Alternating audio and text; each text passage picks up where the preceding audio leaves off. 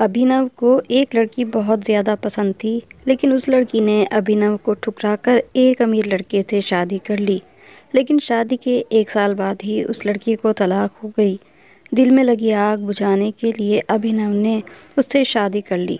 अभिनव हर रोज़ उसके साथ जुल्म करता, उसे मारता पीटता और वह चुपचाप यह सब सहती रहती।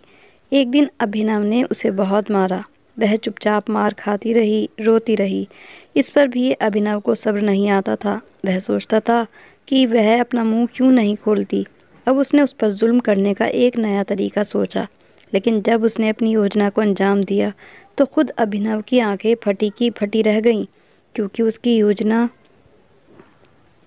अभिनव के पिता एक बिजनेसमैन थे और अच्छे खासे दौलतमंद थे।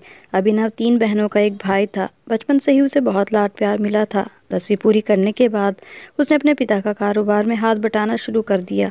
धीरे धीरे उनका बिजनेस और तरक्की करने लगा। घर में खूब खुशहाली थी। अभिनव की माँ की एक दूर की रिश्तेदार की बहन थी। उनकी बेटी खुशबू थी, जिसको अभिनव बचपन से ही पसंद करता था। इन लोगों का बचपन से ही अभिनव के घर में खूब आना जाना था। अपने नाम की तरह ही वह बहुत खूबसूरत थी। वह भी अपने माता पिता की इकलौती बेटी थी। खुशबू और अभिनव की सारी बहनें और अभिनव बैठकर खूब देर तक गपशप करते। आपस में वह सब अच्छे दोस्तों की तरह से रहते थे। हालांकि अभिनव खुशबू से इतना ज़्यादा खुला हुआ था, फिर भी कभी उसे अपने दिल की बात नहीं कह सका।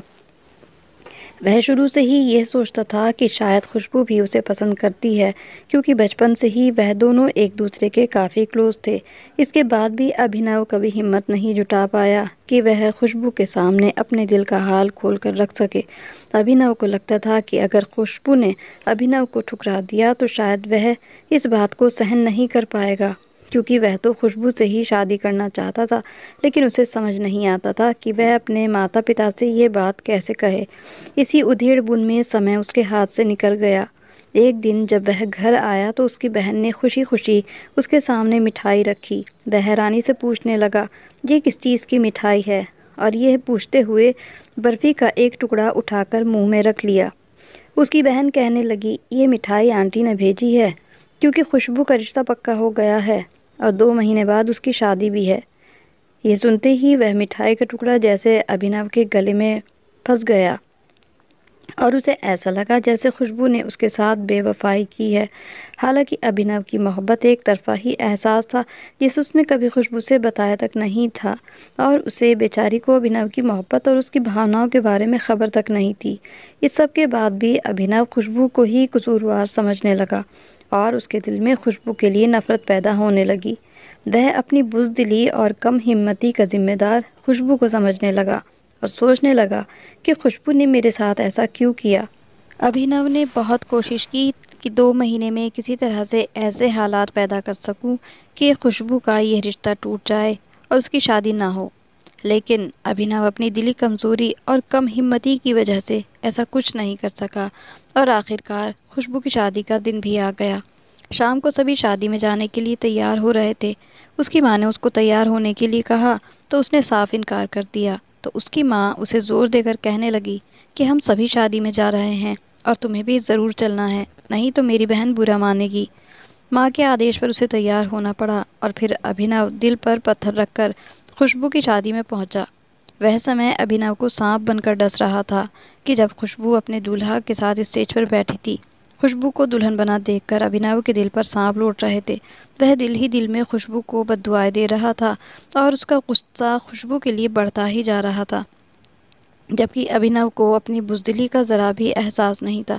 वह तो बस खुशबू को सज़ा देना चाहता था। आखिरकार खुशबू विदा हो गई और वह अपने दिल में बदले की भावना को भड़काते हुए घर लौट आया। समय गुजरता गया और अभिनव के दिल में खुशबू के लिए नफ़रत भी बढ़ती चली गई। वह पूरी कोशिश करता कि किसी तरह उसके पति से मिले और उसको कुछ ऐसी बातें कहे जिससे उसका दिल खुशबू के लिए बदगुमान हो जाए। लेकिन अभिनव को ऐसा मौका ही नहीं मिलता था, क्योंकि उसका पति से मिलना सबके सामने ही होता था और वह भी अजीब इंसान था जो किसी से ज़्यादा घुलता मिलता भी नहीं था। खुशबू की शादी को 4 महीने गुजरे थे जब अचानक खबर मिली कि खुशबू नाराज़ होकर घर आकर बैठ गई है। यह सुनकर अभिनव के दिल को एक छोटी सी खुशी का एहसास हुआ और दिल ही दिल में उसके दिल को थोड़ी तसल्ली मिली फिर वह खुशबू को उस हाल में देखने के लिए खुशबू के घर जा पहुंचा। वहां जाकर पता चला कि उसका पति बहुत ज़्यादा शक्की है और सिर्फ शक की बुनियाद पर ही खुशबू को मारता पीटता रहता है। यही नहीं बल्कि खुशबू की सास भी इसी तरह की औरत है, जो बेटे की इस सोच का फ़ायदा उठाते हुए खुशबू को जलील करवाने का कोई मौका हाथ से नहीं जाने देती थी। अपनी बहन की बेटी की ये हालत देखते हुए अभिनव की माँ बहुत ज़्यादा दुखी हुई और रोने लगी। लेकिन अभिनव के दिल में तो मानो लड्डू फूट रहे थे और वह खुशबू की तरफ ऐसी नज़रों से देख रहा था जैसे उस पर जुल्म होने से उसके दिल को बहुत खुशी महसूस हो रही हो। मोहब्बत का वह जज्बा जो अभिनव कभी खुशबू के लिए महसूस करता था, अब नफ़रत और बदले का एक बहुत बड़ा जज्बा बन चुका था। उसके आगे सारी इंसानियत ख़त्म हो जाती थी। कुछ दिन बाद खुशबू वापस अपने ससुराल चली गई, लेकिन 2 महीने गुजरने के बाद एक बार फिर खुशबू अपने मायके वापस आ गई। इस बार भी वही हुआ था। फिर से अभिनव अपनी माँ के साथ खुशबू के घर गया। जब वह खुशबू के घर गए तो उसके चेहरे पर नील के निशान थे और वह बहुत ज़्यादा बीमार भी थी। उसे देखकर एक बार तो अभिनव का दिल तड़पा और मोहब्बत ने अंगड़ाई ली, लेकिन दूसरे ही पल उसके बदले की भावना उसकी मोहब्बत पर हावी हो गई और अभिनव उसकी हालत से मज़ा लेने लगा। अभिनव ने दिखावे का नाटक करते हुए खुशबू से हमदर्दी जताई तो, लेकिन अंदर ही अंदर शैतानी खुशी महसूस कर रहा था कि अच्छा हुआ जो खुशबू ने मेरी मोहब्बत को ठुकराया, तो अब उसे इन हालात से गुजरना पड़ रहा है। समय इसी तरह गुजरता चला गया और खुशबू के लिए ज़िंदगी मुश्किल से मुश्किल होती जा रही थी। आखिरकार वह दिन भी आया जब इन्हीं लड़ाई झगड़ों की वजह से खुशबू को तलाक हो गई और वह वापस अपने मायके आकर बैठ गई। यह उनके परिवार के लिए एक बहुत बड़ा सदमा था जिससे सबको ही गुजरना पड़ा।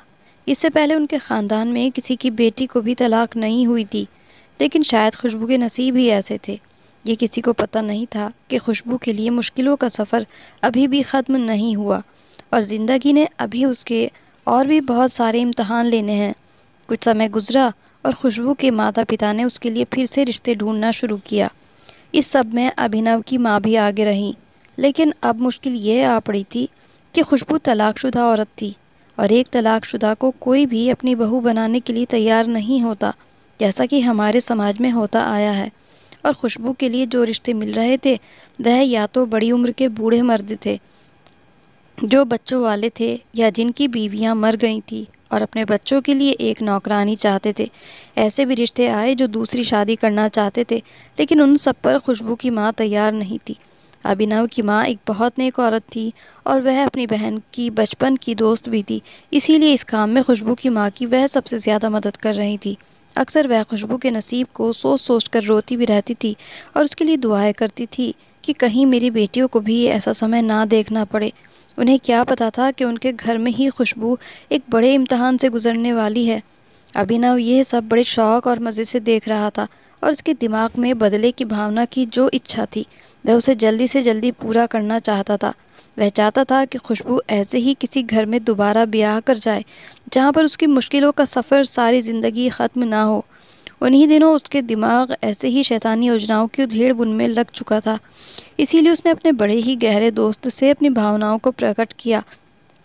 उसने भी छोटी और गिरी हुई सोच रखने वाले मर्दों के स्वभाव का सबूत दिया और कहने लगा, तुम ठीक कह रहे हो, उस घर में तुम जैसा ऑप्शन था तो उसे तुम्हारी तरफ ही आना चाहिए था। दोस्त ने भी उसे समझाने की ज़रा भी कोशिश नहीं की कि जिसकी वजह से अभिनव इस दलदल में धंसता ही चला गया। इस बारे में अभिनव ने अपने दोस्त से बात की कि उसने एकदम चौंक कर कहा कि तुम खुद ही क्यों खुशबू से शादी नहीं कर लेते। अगर वह और कहीं गई तो हो सकता है उसे दोबारा तलाक हो जाए और उसकी जान छूट जाए, लेकिन अगर तुम खुशबू से शादी कर लोगे तो फिर तुम तो उसे तलाक नहीं दोगे और तुम भी दूसरी शादी कर सकते हो। अच्छा खासा चलता हुआ बिजनेस है और तुम खुशबू को सारी ज़िंदगी अपने कब्ज़े में रख सकते हो, उसे जैसे चाहे बदला ले सकते हो। उसकी बात सुनकर अभिनव चौंक पड़ा। आइडिया तो बहुत ही ज़बरदस्त है और इससे अभिनव की शैतानी भावनाओं की व्याकुलता को शांति मिलेगी। अभिनव ने अपने दोस्त से कहा कि यार आइडिया तो बुरा नहीं है, लेकिन मेरे घर वाले शायद ही माने, क्योंकि खुशबू अब एक तलाक हुई लड़की है। उसका दोस्त कहने लगा, यार तुम भी कमाल करते हो, तुम्हारे घर वाले तो फ़ौरन ही मान जाएंगे। अभिनव ने चौंक कर पूछा कि वह कैसे, तो कहने लगा, यार देखो, तुम्हारे पिता तुम्हारी माँ से बहुत प्यार करते हैं और तुम्हारी माँ अपनी भांजी के लिए बहुत ज़्यादा परेशान रहती हैं, क्योंकि वह भी अपनी भांजी से बहुत ज़्यादा प्यार करती है। तुम्हारी माँ की भी लाडली है, रह गई तुम्हारी बहनें तो तुम्हारी माँ अपनी भांजी की मोहब्बत में तुम्हारा पूरा साथ देंगी। दोस्त की बात सुनकर अभिनव बड़ा खुश हुआ और उसे कहा, यार क्या शैतानी दिमाग पाया है, ऐसा ज़बरदस्त आइडिया मुझे पहले क्यों नहीं सूझा। और खुशबू 2 साल आराम से घर में बैठी रही, वरना मैं उसके ये 2 साल भी उसके लिए जहन्नम बना देता। दोस्त हंसते हुए बोला, चल यार, अब तो आइडिया आ ही गया है, तो अब तू इसको अंजाम तक पहुंचा। अभिनव ने कहा, चल ठीक है, मैं देखता हूँ। अब अभिनव के लिए मुश्किल ये थी कि वह अपनी माँ से कैसे बात करे, क्योंकि अपनी इसी झिझक और अल्पसाहसी होने की वजह से एक बार पहले भी खुशबू को खो चुका था। लेकिन अब की बार अंतर ये था कि पहले उसके दिल में मोहब्बत की भावना थी और अब सिर्फ नफरत और बदले की आग भड़क रही थी। उसने धीरे धीरे अपनी माँ के सामने अक्सर ये कहना शुरू कर दिया कि खुशबू जैसे नसीब तो किसी के ना हो, और खुशबू से हमदर्दी करने लगा। उसकी माँ भी उसकी बात सुनकर जज्बाती हो जाती। हफ्तों की इस ड्रामेबाजी के बाद अभिनव ने एक दिन खुद ही अपनी माँ से कहा कि माँ, एक बात कहूँ, अगर आप बुरा ना माने। उसकी माँ कहने लगी कि नहीं, मैं बुरा क्यों मानूंगी, तुम कहो जो कहना चाहते हो। अभिनव ने कहा कि माँ, आप लोग बाहर खुशबू के लिए रिश्ता ढूंढते फिर रहे हो। मौके का फ़ायदा उठाते हुए अपनी माँ को और ज़्यादा भावुक कर दिया और फिर मौके पर चौका मारते हुए कहा, मेरा दिल भी बहुत दुखता है। खुशबू के बारे में मैं आपसे कुछ कहना चाहता हूँ। उसकी माँ खामोशी से उसका चेहरा देख रही थी। थोड़ा सा ड्रामा दिखाते हुए बोला, मैं चाहता हूँ कि हम खुशबू को अपने घर में ही ले आएं। मैं खुशबू से शादी करना चाहता हूँ।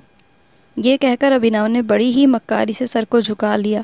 उसकी माँ कुछ देर तो खामोश रही, फिर कहने लगी कि अब खुशबू तलाकशुदा है, लोग बातें बनाएंगे। अभिनव ने कहा कि माँ, लोगों का काम ही बातें बनाना है, आप लोगों की परवाह छोड़िए, अब अपनी भांजी की ज़िंदगी के दुखों पर ध्यान दीजिए। उसके कहने के अंदाज में भी ये नहीं लग रहा था कि अभिनव के अंदर एक शैतान छुपा बैठा है जो कमीनगी की तमाम हदें पार कर रहा है। उसकी माँ कहने लगी, हाँ तुम सच कहते हो, लेकिन तुम्हारे पिता शायद इस रिश्ते के लिए ना माने। अभिनव ने कहा कि बाबा तो मान ही जाएंगे, उनका मानना तो आपके हाथ में है, इसीलिए अपनी बेटियों को समझा दीजिएगा, क्योंकि यह एक अच्छा और नेक काम है। उसकी माँ कुछ देर सोचती रही और फिर रोने लगी और उठकर अपने बेटे का माथा चूम लिया और कहने लगी कि बेटे, तुमने बहुत बड़ी मुश्किल हल कर दी। खुशबू को मैं हमेशा अपनी बेटी बनाना चाहती थी, लेकिन इसके घर वालों के ऊंचे ख्वाबों ने आज उसे यह दिन दिखाया। मैं जल्दी ही इस बारे में बात करती हूँ।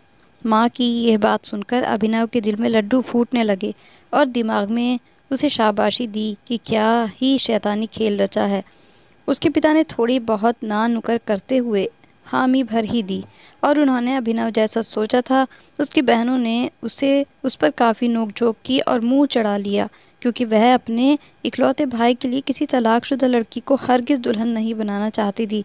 लेकिन जब माता पिता मान गए तो फिर बहनों को मजबूरन चुप रहना ही पड़ा था। आखिरकार वह दिन आया जब सब घरवाले इस रिश्ते पर राज़ी हो गए और रिश्ता लेकर खुशबू के घर चले गए। जब खुशबू की माँ ने ये सुना तो उन्होंने अभिनव के माता पिता के सामने हाथ जोड़ लिए और रोने लगी, और फिर इसी तरह से ये रिश्ता पक्का हो गया। अभिनव की माँ ने खुशबू की माँ को गले लगाया और यूँ रिश्ता पक्का हो गया, क्योंकि खुशबू के घरवालों की तरफ से इनकार का सवाल ही पैदा नहीं होता था। उसके बाद शादी की तैयारियां शुरू हुईं। खुशबू के घर वाले तो सादगी से ही शादी करना चाहते थे, लेकिन अभिनव के घर में तो इकलौते लड़के की शादी थी, इसीलिए बड़ी धूमधाम से शादी हुई और खुशबू विदा होकर अभिनव के घर में आ गई। अभिनव उस दिन बहुत खुश था, क्योंकि आज उसे खुशबू अपने कब्जे में नजर आ रही थी। वह दिल ही दिल में कई प्लान बना रहा था कि कैसे खुशबू को दिमागी और जिस्मानी तौर पर तकलीफ देनी है। उसका दिमाग और दिल पूरी तरह शैतान के कब्जे में चला गया था और अभिनव के दिल से खुशबू के लिए मोहब्बत बिल्कुल ही ख़त्म हो गई थी। शादी के बाद जब अभिनव ने खुशबू से पहली बार बात की, उससे बड़ी ही नरमी से कहा कि कैसी हो, लेकिन उसने कोई जवाब नहीं दिया। अभिनव उसकी हालत समझ रहा था कि एक नाकाम शादी के बाद उसके दिल में कैसे कैसे डर उभर रहे होंगे और वह सोच रही होगी कि अभिनव उसको कबूल करेगा या नहीं। थोड़ी देर बाद अभिनव के बार बार बोले जाने पर खुशबू ने बात करनी शुरू की, लेकिन उसके अंदाज में अभी भी झिझक थी। यूं ही बात करते करते अभिनव ने उससे कहा कि तुम इतनी उदास क्यों हो, अपना पहला पति तो याद नहीं आ रहा। अभिनव की यह बात सुनते ही खुशबू ने एकदम चौंक कर अभिनव की तरफ देखा। खुशबू को ऐसा लगा जैसे अभिनव ने उसके मुंह पर एक तमाचा जड़ दिया हो और उसके गालों पर आंसू आ गिरे। उसने कोई जवाब दिए बगैर नज़र झुका ली और अभिनव भी अपनी योजना पर खुश होता रहा। अगले दिन खुशबू अपने घर वापस चली गई। अभिनव जानता था कि एक नाकाम शादी के बाद अब खुशबू ये दूसरी शादी किसी से भी शेयर नहीं करेगी और दुनिया को ये दिखाने के लिए कि उसमें कोई ख़राबी नहीं है, वह हर मुमकिन तरीके से अभिनव के साथ यह शादी निभाने की कोशिश करेगी। और उसकी इसी सहन और बर्दाश्त का अभिनव फ़ायदा उठाना चाहता था और उसे जी भरकर जलील करना चाहता था। यही उसका बदला था। वही हुआ जैसा कि अभिनव ने सोचा था और खुशबू खामोशी से घर वापस आ गई। उसके बाद अभिनव खुशबू के पिछले पति की बातें कर करके उसे ताने देता और उसके कामों में कीड़े निकालना जैसे अभिनव के लिए सबसे ज़्यादा ज़रूरी काम हो गया था। उसके साथ साथ अभिनव इस बात का भी ख्याल रखता था कि उसकी माँ के सामने उसे कुछ ना कहूँ, बल्कि जानबूझकर इस अंदाज में तारीफ़ करता था कि उसकी माँ तो खुश हो जाती थी, लेकिन खुशबू उसकी बातों में छुपे हुए मतलब समझकर और ज़्यादा डर जाती थी। उसकी माँ को ये लगता था कि अभिनव उनकी भांजी का बहुत ज़्यादा ख्याल रख रहा है और उन दोनों पति पत्नी के बीच बहुत ज़्यादा प्यार है, जबकि उन दोनों के बीच अभी तक पति पत्नी वाला कोई विश्वास और भरोसा ही नहीं बना था। लेकिन एक तकलीफ़ देने वाला रिश्ता ज़रूर कायम हो गया था। अभिनव हर तरीके से खुशबू को टॉर्चर करने का कोई मौका हाथ से नहीं जाने देता था, लेकिन वह भी जाने कितने सब्र और सहन वाली थी कि उसने कभी भी पलटकर अभिनव को कोई जवाब नहीं दिया था। लेकिन उसकी आंखों में तैरते हुए आंसू अभिनव के दिल में ठंडक डाल देते थे और उसे यूँ लगता था जैसे उसने कोई बहुत बड़ी कामयाबी हासिल कर ली हो। उसका किरदार किस कदर गिरता जा रहा था, इसका अभिनव को खुद भी अंदाज़ा नहीं था। कुछ समय तक यूं ही चल रहा और अभिनव खुशबू को हर तरीके से टॉर्चर करता रहा, लेकिन अब खुशबू की खामोशी और सब्र भी अभिनव को चुभने लगा था। वह चाहता था कि खुशबू उसके सामने गिड़गिड़ाए, रो रो कर माफ़ियाँ मांगे और यूं अभिनव की अहम को शांति और संतोष मिले। लेकिन जैसे खुशबू इस रिश्ते को हर तरीके से निभाना चाहती थी, इसीलिए वह अभिनव को ऐसा कोई भी मौका नहीं दे रही थी कि जिससे ख़ानदान भर में दोबारा से उस पर और उसके माता पिता की परवरिश पर सवाल उठे। अभिनव ने ये शादी अपने शैतानी मकसद को पूरा करने के लिए की थी और इसमें अब दूर दूर तक मोहब्बत का पता नहीं था जो कभी अभिनव खुशबू से किया करता था। वही शैतानी नियत अब उसे कुछ ऐसा करने पर उकसा रही थी कि जिससे वह खुशबू को इस हद तक जलील कर सके कि अब वह इसे सिर्फ अकेले और तन्हाई में ही टॉर्चर ना करूं, बल्कि पूरे घर के सामने टॉर्चर करूं। अभिनव यह भी चाहता था कि जब उसकी माँ के सामने खुशबू का जो इमेज बना हुआ है उसे भी तबाह और बर्बाद किया जाए और उसकी माँ और बाकी घर वालों के हाथों भी खुशबू को जलील और रुसवा किया जाए। इस सब के बाद भी खुशबू को तलाक देने या उसे छोड़ देने का दूर दूर तक अभिनव का कोई प्लान नहीं था, क्योंकि वह हाथ में आए हुए शिकार को किसी भी तरह से आज़ाद नहीं करने वाला था। अभिनव पूरी तरह से एक तकलीफ़ देने वाला रोगी बन चुका था जिसका कोई इलाज ही नहीं हो सकता था। अब अभिनव एक ऐसा प्लान बनाना चाह रहा था कि किसी तरह कुछ ऐसा हो जिससे खुशबू को बाकी घर वालों की नज़रों में, यहाँ तक कि उसके अपने घर वालों की नज़रों में भी गिरा दिया जाए और उसके बाद सबके विरोध के बावजूद वह खुशबू को अपने साथ रख ले और यूं उस पर एहसान का एक और बोझ चढ़ाकर सारी ज़िंदगी के लिए अपने शैतानी मकसद को पूरा कर सके। बहुत सोच विचार करने के बाद आखिरकार उसके दिमाग में एक बहुत ही भयानक और घिनौनी योजना आई और हमेशा की तरह इस योजना को अंजाम देने के लिए अभिनव ने अपने उस पुराने घटिया दोस्त की तरफ रुख किया जिसने उसे खुशबू से शादी की सलाह दी थी। जब अभिनव ने ये सारी योजना अपने दोस्त के सामने रखी तो एक बार तो वह भी चौंक उठा और अभिनव को देखते हुए कहने लगा, यार अभिनव, मैं तुम्हें इस हद तक घटिया और जलील नहीं समझता था, लेकिन तुम तो मेरी सोच से भी ज़्यादा शैतान निकले। उस पर अभिनव हंस पड़ा और कहा कि बस क्या करूं, दोस्त भी तो तुम जैसे ही मिले हैं। लेकिन इस बार अभिनव का दोस्त सीरियस था।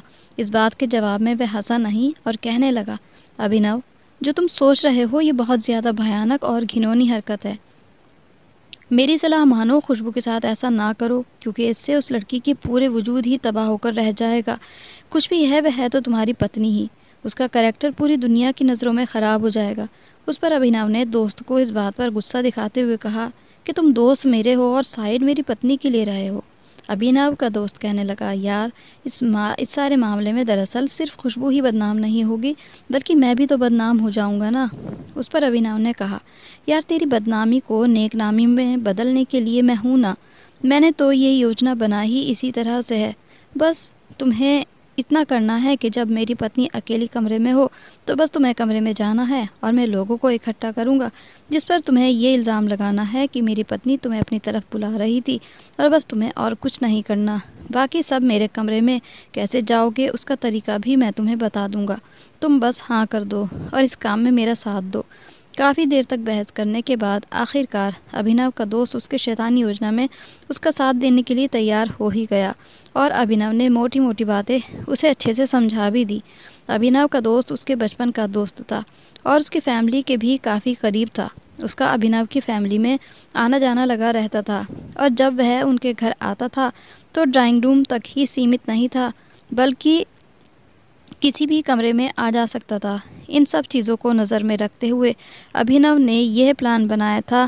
प्लान के हिसाब से कुछ दिन बाद उसने अपने इस दोस्त के घर में दावत दी और फिर खाने से निमटकर सब लोग यूं ही घर में टहलते हुए ऊपर छत पर जाकर बैठ गए। अभिनव ने यह दिमाग में रखा कि जब हम सब छत पर बैठे हों तो उस समय उसकी माँ और बहन छत पर ज़रूर हो, और ऐसा ही हुआ था। तभी उसने अपने दोस्त को इशारा किया तो वह नॉर्मल से अंदाज में बोला कि अभिनव, मेरे फ़ोन को चार्जिंग पर लगाना है। तो अभिनव बोला, यार मेरे रूम में चार्जर पड़ा है, उधर जाकर लगा लो और फिर इधर ही आ जाना, चाय बन रही है। अभिनव का दोस्त अभी भी उठने में कुछ हिचकिचाहट दिखा रहा था, लेकिन जब अभिनव ने उसे गुस्से से देखा तो उसे उठना ही पड़ा। योजना के हिसाब से उसने 4 मिनट तक सिर्फ सीढ़ियों में ही खड़े रहकर इंतज़ार करना था, और 5वें मिनट उसने अभिनव के कमरे में जाना था। और अभिनव जानता था कि समय उसकी पत्नी कमरे में अकेली ही होगी, क्योंकि चाय बनाने के लिए किचन में उसकी बहन गई हुई थी और उसकी माँ और दूसरी बहन छत पर अभिनव के साथ ही बैठी थी, और अभिनव के पिता भी अभी तक घर नहीं आए थे। अभिनव ने ठीक चौथे मिनट खुद अपने अंदर बड़बड़ाते हुए कहा, आखिर यार ये कहाँ रह गया, अभी तक नहीं आया। ये कहकर अभिनव उठा और बिल्कुल नॉर्मल अंदाज से सीढ़ियाँ उतरता हुआ नीचे आ गया। सब लोग ही अपने अपने कामों में बिजी थे। अपने कमरे के दरवाजे पर आकर उसने चुपके से झांक कर देखा तो उसका दोस्त कमरे में खड़ा था और उसकी पत्नी कमरे में दूसरी तरफ नीचे बैठी पूजा पाठ कर रही थी। तो अभिनव ने वहीं से ऊंची आवाज़ में दहाड़ना शुरू कर दिया, ये तुम क्या कर रही हो, और तुम्हें शर्म नहीं आती जो तुमने इस घर को बना लिया है। इस तरह के लगभग 2-3 वाक्य उसने बहुत ज़्यादा गुस्से में पूरी ड्रामेबाजी के साथ अदा किए। अभिनव का चिल्लाना और दहाड़ना सुनकर ऊपर से उसकी माँ और छोटी बहन भी उसके पास आ गई और पूछने लगी कि क्या हुआ। अभिनव ने कहा, आप अंदर आइए, देखिए दोनों मेरे पीठ पीछे क्या रंगरलियाँ मना रहे हैं। अब योजना के हिसाब से उसके दोस्त को खुशबू पर इल्ज़ाम लगाना था। जैसे ही सब अंदर कमरे में गए तो अभिनव ने देखा कि उसका दोस्त घुटनों के बल ज़मीन पर बैठ गया और उसके चेहरे पर आंसू बह रहे हैं। अंदर जाने पर अभिनव को साफ नज़र आया कि उसकी पत्नी हाथ जोड़े प्रार्थना कर रही थी। जब अभिनव ने दहाड़ना शुरू किया तो वह चौंक कर उनकी तरफ देख रही थी और वह सदमे की हालत में थी। इससे पहले कि अभिनव कुछ और बोलता, उसका दोस्त उठा और उसने अभिनव के मुँह पर एक ज़ोरदार थप्पड़ दे मारा। कहने लगा कि आंटी, यह सारी करतूत आपके बेटे की फैलाई हुई है, और हाँ, मैं मानता हूँ कि इस हद तक मैं भी इस सब में हिस्सेदार हूँ। ये कहकर उसने खुशबू की शादी के प्लान से लेकर अब तक की सारी बात खोलकर रख दी। उसकी उन बातों पर अभिनव को बहुत गुस्सा आया और उसने झूठ बोलना चाहा और उससे कहा कि तुम्हारे पास इन सब चीज़ों का क्या सबूत है, तुम अपने आप को बचाने के लिए मुझ पर झूठा इल्ज़ाम लगा रहे हो। तो उसके दोस्त ने जेब से मोबाइल निकालकर ऑडियो रिकॉर्डिंग चला दी जिसमें उन दोनों के एक दिन पहले की सारी बातें रिकॉर्ड हुई थी। ये सब सुनने के बाद अभिनव की माँ ने उसे मारना पीटना शुरू कर दिया और बद्दुआएं देने लगी कि मुझे नहीं पता था, मैं अपने ही घर में एक शैतान पाल रही हूँ। उसी समय अभिनव के पिता भी घर में आ गए और उन्हें जब इस सारी बात का पता चला तो उन्होंने इस समय अभिनव को अपनी सारी जायदाद से बेदखल करते हुए घर से बाहर निकाल दिया और कहा कि खुशबू अब तुम्हारी पत्नी नहीं बल्कि हमारी बेटी है, और तुमने जो कुछ किया है उसके बाद हमारा सर हमारी बेटी के सामने हमेशा झुका रहेगा। अभिनव की तीनों बहनें भी उसे नफ़रत से देख रही थी। उसे उस समय खड़े खड़े घर से बाहर निकाल दिया गया क्योंकि आज वह दुनिया का सबसे हारा हुआ इंसान है जिसने अपनी इस इंतकाम के बदले की खातिर इतना घिनौना काम किया कि अब कोई भी रिश्ता उसे मुंह लगाने पर तैयार नहीं। उसके इतने साल गुजर जाने के बाद भी उसके माता पिता ने उसको घर में आने नहीं दिया। जब अभिनव ने अपने दोस्त से इस सब की वजह पूछी तो उसने कहा कि जब कमरे में मैं गया था तो तुम्हारी पत्नी रो रो कर दुआएं कर रही थी, तो मेरा ज़मीर जाग गया। बाकी रिकॉर्डिंग तो मैंने अपनी सुरक्षा के लिए की थी कि अगर तुम मुकर जाओ तो मैं अपनी हिफाजत कर सकूं। लेकिन कई साल गुजर जाने के बाद खुशबू ने ही अपने सास ससुर को समझाया और फिर अभिनव को ढूंढकर घर वापस ले आए और उससे वादा लिया कि अब कभी वह खुशबू पर कोई जुल्म और ज़्यादती नहीं करेगा। यहाँ तक कि खुशबू से भी वादा लिया गया कि तुम भी किसी छोटे से जुल्म को भी नहीं सहोगी, तुम्हें अपनी सुरक्षा खुद करनी है। इस पर खुशबू ने आत्मविश्वास के साथ हामी भरी और अभिनव की तरफ देखते हुए कहा कि अब अगर तुमने मेरे साथ कुछ भी बुरा किया तो इसका पूरा पूरा अंजाम तुम फ़ौरन ही भुगत लोगे। खुशबू के कहने पर अभिनव को घर में रख तो लिया था, पर कोई भी उससे सीधे मुंह बात नहीं करता था। खुशबू की दुआओं और पति की सेवा का नतीजा ये हुआ कि धीरे धीरे अभिनव बदलने लगा और उसकी नफ़रत में दबी हुई मोहब्बत जागने लगी।